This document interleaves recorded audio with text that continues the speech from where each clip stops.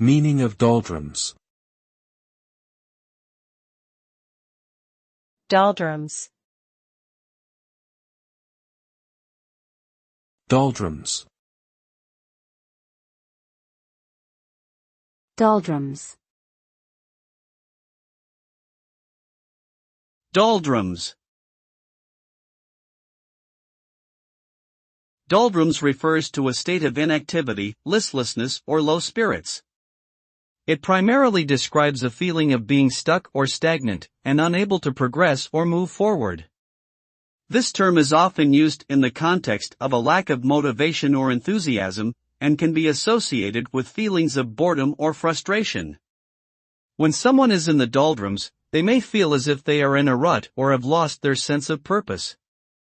This can result in a general sense of apathy or hopelessness, which may require effort to overcome.